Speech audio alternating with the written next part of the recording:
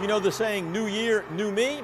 The challenge isn't choosing a New Year's resolution, it's actually sticking with it. Well, I said that I would eat more vegetables, and I haven't yet. But it's okay. I still have time. Since last year, I ate none. New Year's resolutions. The exact middle ground between lying to yourself and lying to other people.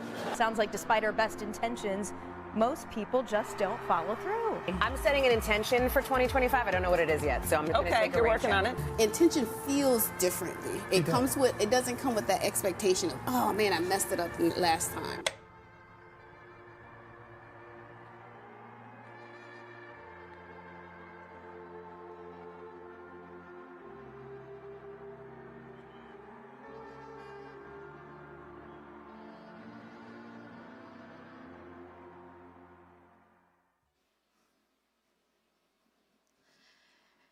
Good morning, Tribe Church. Good morning. My name is Pastor Carrie. I am so excited to be kicking off our year, 2026. It's going to be a good day. I'm so excited. But at this point in my life, I do kind of have a love-hate relationship with the new year. Because I, like probably a lot of you, a lot of times I see the new year as a time to start a new project. Let's start a YouTube channel. Let's start a podcast. Let's start a new business. Let's start a Substack. Let's take up knitting. Anybody else? No? Am I alone up here? That's okay. And keep in mind, during this time, coming into January, my house is a wreck, okay? My garage is an abomination. My craft palace, yes, I have a craft palace. My craft palace, I think it was actually declared a national disaster, okay?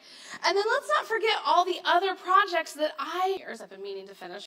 Of a sourdough starter. I've kept her alive for almost 2 years. That's going to come back up, so don't worry.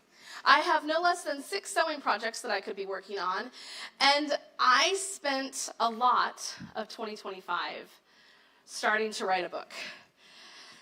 I have avoided saying that out loud in this space because somehow admitting it to this group of people makes it a lot more real. But I am working on a book.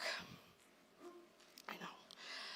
So sometimes all of this, the old, the new, the ongoing, the whole month, like going into January, it triggers my autonomic response. All of us have a go-to autonomic response when you're stressed out. You didn't pick it. It came preloaded on your new human packaging, okay?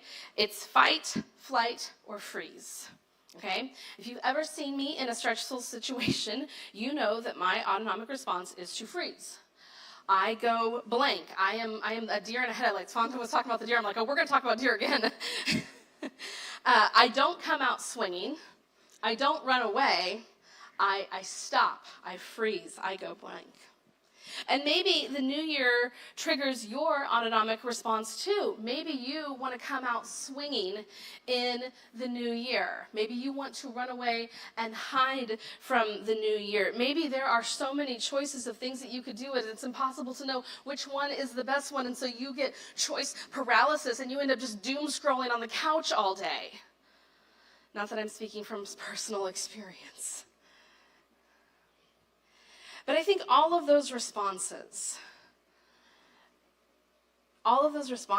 to the new year, coming out swinging, running away, choice paralysis, I think it all comes down to a question of why. Why do we do this to ourselves every year? Why do we put so much pressure on ourselves at the beginning of the year? And ultimately, I think all of us are searching for the same thing, no matter how we respond to it, no matter how we come into the year. What we're all really looking for is purpose. What is my purpose? Why am I here? And how should I spend the time that I have on earth? We're all looking for purpose, and we're looking for purpose because what we're really, really looking for is security. We're looking for the thing that's going to make it all right, like the thing that's going to fix me. Like, I'm going to get my kitchen cleaned up. I'm going to get my pantry reorganized. I'm going to finish that quilt. I'm going to do all of this while making bread. I'm going to get my garage in order. I'm going to start that podcast, and then it is over for you. Like, it's done. It's finished. Like, I'll be taller. Okay, like I'll get taller if I can do all of that, like if I can just like lock in, right? What if there's a better way? What if there's an easier way? What if there's a softer way, a simpler way? What if this year, in 2026, God is inviting you into not something new, but to the work that he's already doing, work that he has already started in your life and in the lives of the people that you love? And so we're starting our day with, starting our year, 2026, with 21 days of intention. Every other year that we've been at church, we have started with 21 days of prayer and fasting. But for most of us, we didn't do a literal, actual 21 days of prayer and fasting. What we did was 21 days of picking up a new, healthier routine. Healthy for our minds, healthy for our bodies, healthy for our souls. Something that was good and intentional, but not actual fasting. Because there is a difference between fasting from social media and actual biblical fasting. Actual biblical fasting is fasting from food. And you know, you might be like, well, but there's not that big of a difference. But you know that there is, because if you go into a doctor's appointment and your doctor's like, are you fasting like I ask you to? And you're like, no, doc, but I haven't been on Facebook all day.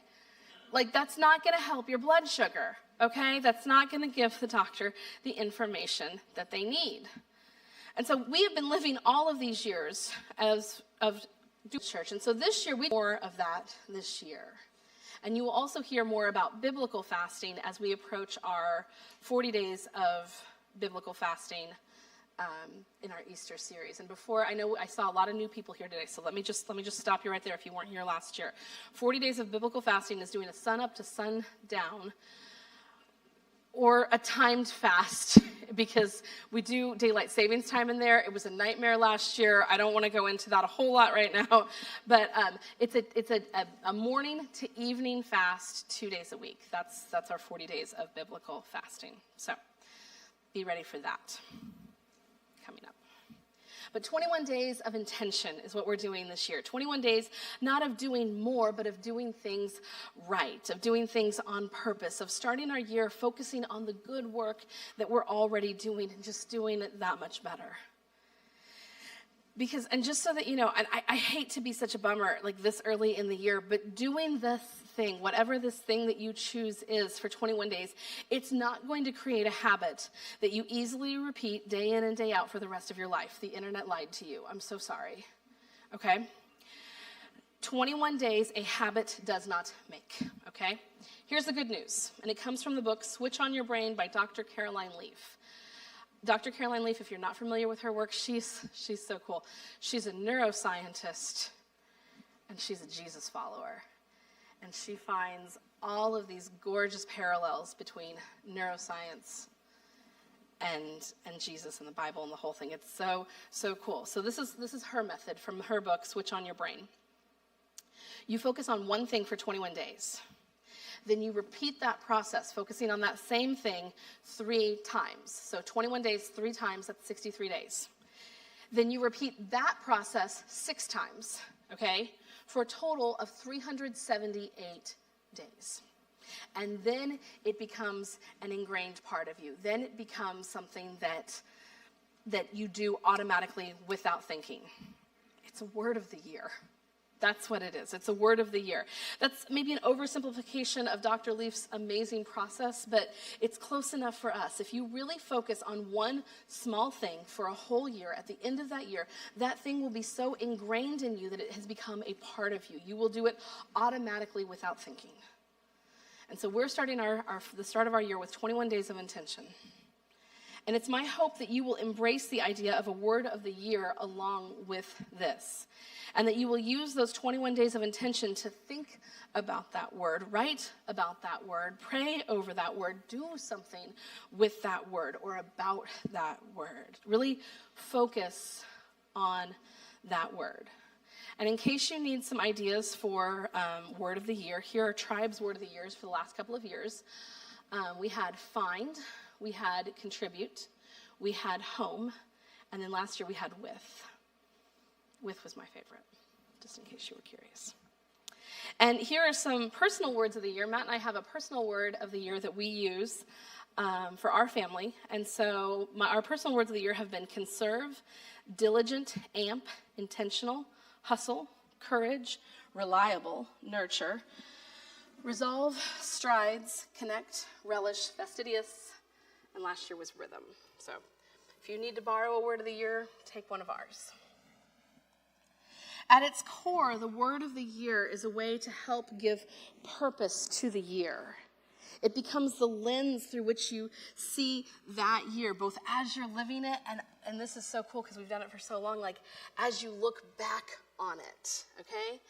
There are words on our list that I would never choose again. Hustle is the one that really sticks out to me, that I would never choose that word again. You're laughing. I love that. I love how well you guys know me. This isn't the time or the place for my rally cry against hustle culture, but it was the right word for the time. If you count backwards, you can see it was quite a while ago. I believe that was 2016's word of the year. It was the right word for the time. We got a lot of work done in that hustle year, and it kind of made way for the courage year. That was the year that we decided to, at every turn, we were going to make whatever was the most courageous choice, and we ended up starting a church. Our personal word of the year, wouldn't whimsy be a fun word of the year? I love it because it couples so nicely with our word of the year from last year, which was rhythm. It's an invitation into that word. It's an invitation into the work that God is already doing in our lives. Yeah, last year was about finding what rhythms worked and what rhythms didn't work for us as individuals and as a couple and as a family. And this year is about amplifying those rhythms in a more disciplined way. It's going to be great, right? So Tribe's word of the year this year, you might have noticed I have all the signs put up in the bathroom. I put tape over it so that no one would see it. Did anybody look at the tape? All right, well, if you see the tape, you can take it off. Tribe's word of the year this year is thrive. Thrive. The dictionary definition of the word thrive is to grow or develop well or vigorously. It's not about adding a bunch of new things. It's about trying a bunch of new strategies or new programs, because honestly, we feel pretty good about the strategies and the programs that we already have going here. It's about intentionally joining God with the good work that he is already doing here at Tribe. I like the word thrive so much because it's not growth for growth's sake. It's about developing well. It's about joining the good work that God is already doing in our lives and at this church. And it gives us as leaders language. How can I help your ministry thrive? What do you need from me to thrive? Where are you surviving instead of thriving? I think if we'd chosen a word like grow, and that was on the list at the end of the year, if we didn't have more people than we do now, that would feel like failure to me, and probably to you too. Because we can't control growth. We can't control growth. I've watched pastors do everything wrong, and their churches just explode with growth. And I'm like, why, God? And I've watched pastors do everything right, close the doors of their churches. And again, I'm just like, why, God? Because we can't control growth. We can't control it. Thriving isn't about controlling outcomes. It's about responding to the things that happen to us as individuals and as a church in ways that lead to health and faithfulness. It's about getting us closer to Jesus in ways that get us closer to Jesus. And so our core scripture for this series comes from the book of Nehemiah. Nehemiah is a book from the Old Testament, and even though Nehemiah is about halfway through the Old Testament, like if you grab your Bible and you grab just the Old Testament, Nehemiah is kind of like right almost in the middle. But the events that are described in the book of Nehemiah actually take place towards the end of the Old Testament timeline. If you were with us in our Christmas series this year, we talked a lot about the 400 years of God's silence between the Old and the New Testament. The events in Nehemiah took place right before those 400 years of silence. They weren't the last thing that happened before the 400 years of silence, but they were sort of the start of the last period before the 400 years of silence. You kind of locked in on where we're at? And so Solomon's great temple has been torn down. The city of Jerusalem is in ruins. And the ancient Jewish people, the Israelites, are also sort of in ruins. And so then three guys come along. There's Zerubbabel comes along with a fire in his belly to rebuild the temple. And then Ezra comes along with a fire in his belly to rebuild the people and the community. And Nehemiah comes along with a fire in his belly to rebuild the city wall around Jerusalem. These three things happen one at a time, and they happen to varying degrees of success. I think part of the reason I was drawn to Nehemiah's story for this series is because Nehemiah's story begins from a place of prayer. And as we are starting our 21 days of intention, prayer is a really great place to start. Nehemiah's brother comes to him with some bad news about Jerusalem. Now, Nehemiah wasn't in Jerusalem. He wasn't even from Jerusalem. He was actually born in Persia, and he was a high-ranking official in the Persian capital of Susa. He was cupbearer to the king. What does that mean? Great question. A cupbearer to the king makes it sound like he was kind of a lowly servant, but he wasn't just a servant. The cupbearer meant that he held a high position, which came with trust, influence, and proximity to the Persian king Artaxerxes. Cupbearer meant that he was not only responsible for serving drinks, but for ensuring the king's safety. Yes, by tasting for poison, but also by providing counsel, managing affairs. And that means that Nehemiah was a key confidant and a powerful court official to King Artaxerxes.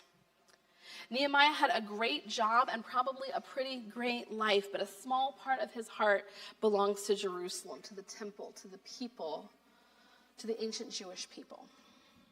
And so this is where his brother comes to him and says, those who survived the exile are back in the province and are in great trouble and disgrace. The wall of Jerusalem is broken down, and its gates have been burned with fire. And Nehemiah he's devastated. And I'm going to actually, this is a long passage, so I'm going to read it out of my Bible. And again, if you were here on Christmas Eve, it's not a prop. They're not a prop. The letters are so tiny. All right, here we go. So this is the prayer that Nehemiah prays. Just read this. I'm in Nehemiah. This is 1 verses 5 to 11.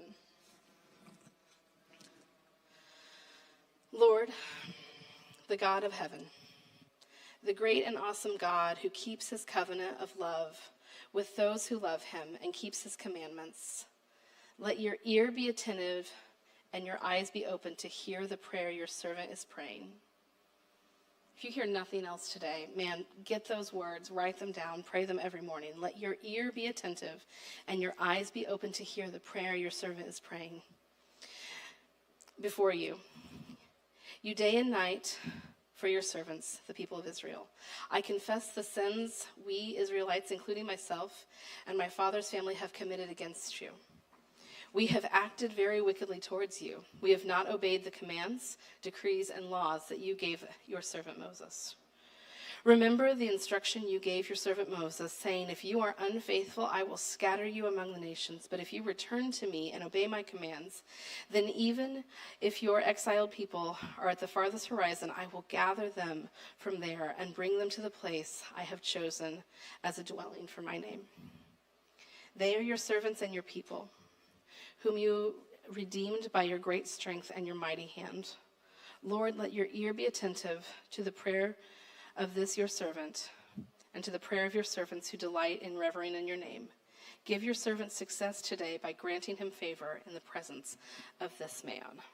And by this man, he means King Artaxerxes. I just love that prayer. It's rich and it's honest and vulnerable and authentic. It's a really good prayer. And I think God thought it was a good prayer too, because God hears Nehemiah's prayer.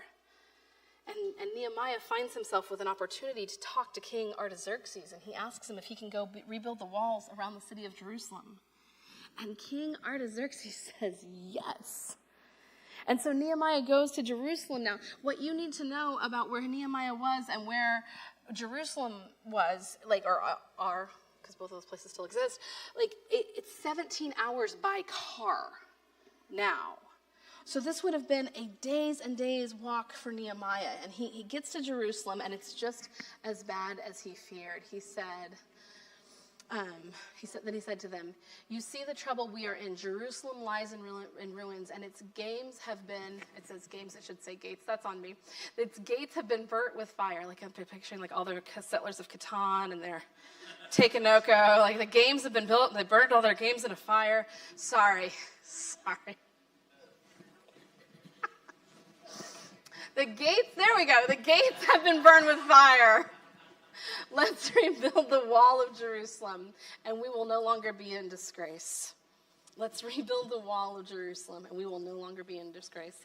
He tells them about what God has done in his life, how God answered his prayer, and how the king allowed him to go, and that is all that it takes. The people are with him, and they said, "We are with you. Let's get started." And they rolled up their sleeves, ready for the good work.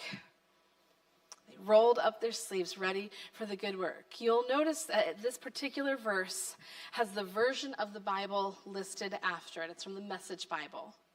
The Message Bible was written to present Scripture in a clear and contemporary language that captures the meaning and tone of the original text so that modern readers can read and understand and engage with the text more naturally. Okay? So if you ever see another verse on the screen, if you see and you don't see a reference to a particular Bible, you can assume that it's from the NIV. That's what we use for all of our slides. We preach from the New International Version. The New International Version, the same verse reads like this. They replied, "Let's start rebuilding." So they began this good work. It says the same thing, but I think the Message version just rolls off the tongue a little sweeter. It gives us a little bit more visual as we head into 2026, into our 21 days of prayer and fasting, into the year we have set aside to thrive in the good work that God is already doing in our lives and here at Tribe. We chose this verse and this story and this word because we truly feel that 2026 is going to be a rebuilding year here at Tribe, and we hope that you will be along on this journey with us. We hope that you're ready to roll up your sleeves for the good work ahead of us, the good work that God has already started doing in this place. In 2025, we saw physical changes to our church with the addition of the new Tribe Kids space and our new lobby. And in 2026, I want to invite you to what God is already doing here at Tribe. I hope you'll stick around with us for a few minutes after this service is over and stay as we honor the good work that Chris and Amanda Straw have been doing as part of our leadership team for the last 3 years. And as we add Corey and Christy Shaw to the leadership team for the next 3 years, for them to join the good work that God is already doing on that team. We know that to make space for 2 new voices on our leadership team is to invite change that may alter the course and direction of this church forever. And that's why we, just like Nehemiah, started with prayer. The leadership team, Matt and I, Pastor Jeff, we started with prayer. God, who is the right fit for this team at this time? And the more we prayed about it, the more we thought about what we wanted 2026 and the future to look like, the more that we knew that Corey and Christy were the right people to invite into this sacred space of leadership right now. Here at Tribe, we have a staff and a leadership team. Our staff leads the everyday work and ministry, and our leadership team helps shape the vision, direction, and long-term health of the church. And it should be noted that neither one of these are paying gigs. At our last Welcome Home gathering, I had someone ask, how does such a small church support such a full staff? They're all volunteers. We have a volunteer staff and leadership team. These people are not paid for what they do. No one at Tribe makes a full-time salary, including Pastor Matt and I. The good work that you see happening here at Tribe, it's not happening because anyone is paid to do it or paid to be here. It's happening because they love what they do. It's happening because they love what they do. That's true of the staff. That's true of the leadership team. That's true of so many of our key people that pour into this place every single week. Because we believe in what God is doing here, and because we wanted to do church differently. And then we found other like-minded people who felt the same way. Or rather, God brought us other like-minded people who wanted to do church differently. And I have shied away the last couple of years from saying we do things differently around here, because every church says that. Okay, especially every new church, every church plant, but then most of them just run the same play that the church has been running for the last 50 years or so. But it is different here. This is a church of volunteers, and that is unheard of in the modern age. I checked, okay? It's a small church of about 100 people who kept the lights on for 60 families this Christmas. Another way to say that number 60 is all of them who were on disconnect notice, all of them.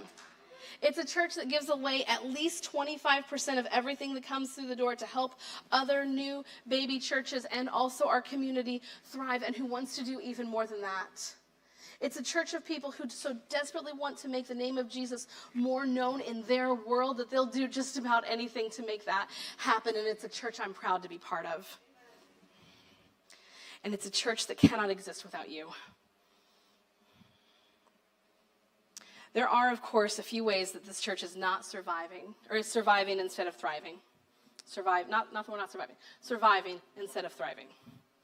One of those areas is attendance. Consistent weekly attendance in person is a problem for a lot of our people.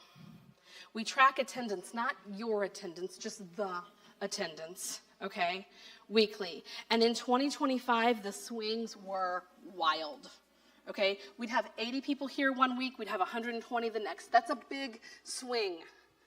From 80 to 120, honestly, that's a hard swing to plan for. It's hard on our coffee shop, it's hard on our kids volunteers, it's hard to know how much communion to make. I have emergency communion back there in case a bunch of you showed up today, okay? We saw swings like that of 40 or 50 people all throughout 2025 with no discernible reason why we would have such a down day or such an up day. It wasn't a weather problem, it wasn't a holiday going on. And hear this now, please. Please hear my heart with this. This is not about numbers for us. This is about you. This is about you. A church can thrive and be effective at any number of regular attendance. I'm going to try that whole thing again. A church can thrive and be effective at any number of regular attenders. But these wild swings, this scattered attendance, it's not good for us and it's not good for you. We say every week that we don't want something from you, we want something for you. Y'all need to be in church. Not because we need it, but because you do. And I don't like be the ones that call you out on this stuff. I like the love people. I like all the hugs and all the you're so cute and I love you so much. That's what I like. And I know that you like that too. But the problem is if you believe in what we're doing here, if you want churches like this to exist, if you want this church to exist, I'm going to need you to show up more. Okay? I'm going to need you to show up more. And here's the thing.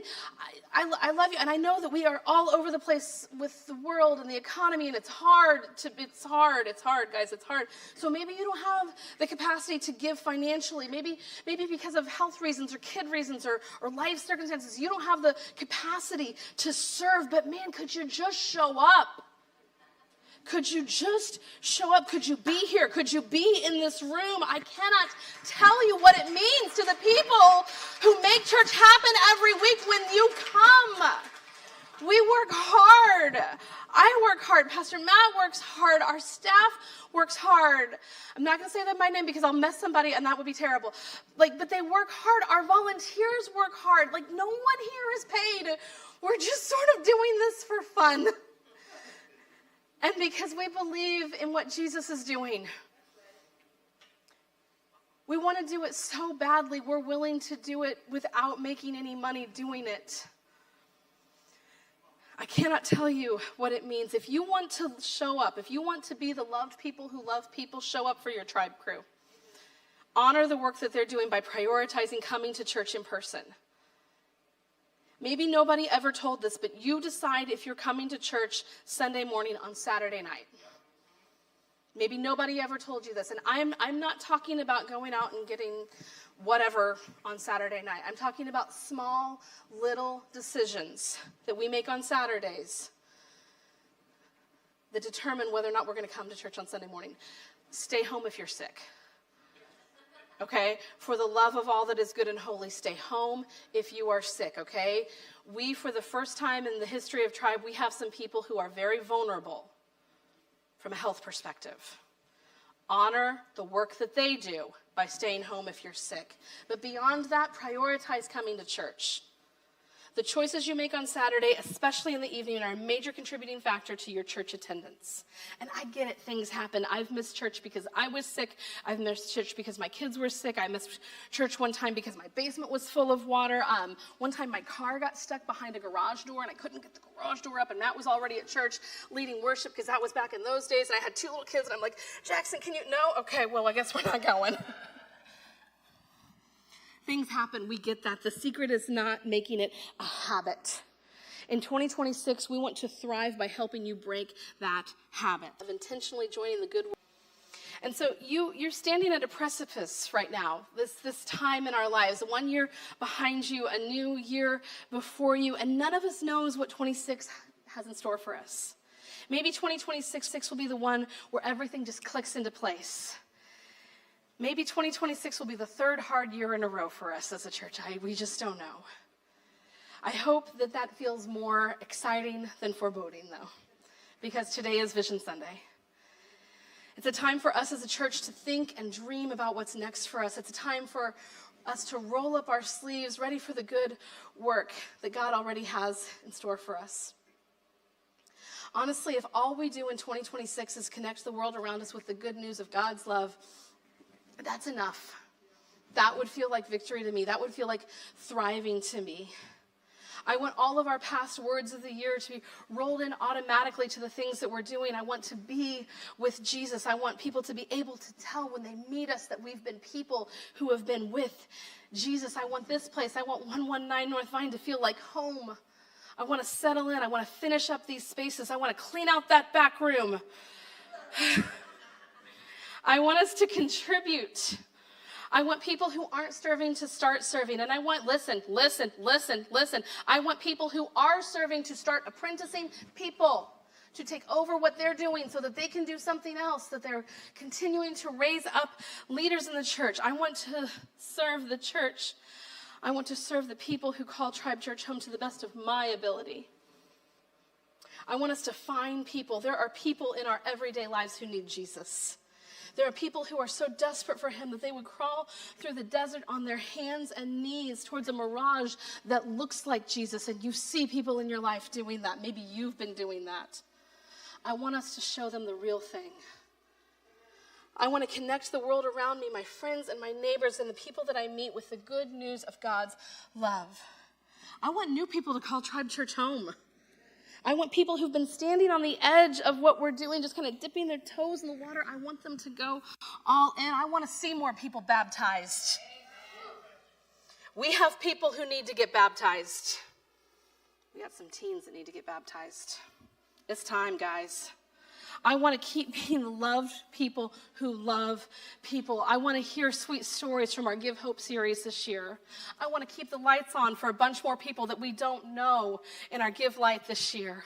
I want this to be the place that you run to when things feel broken because it feels safe here. I want to sit in lawn chairs and talk way too late in the night and drive Matt Dilly crazy at summer nights.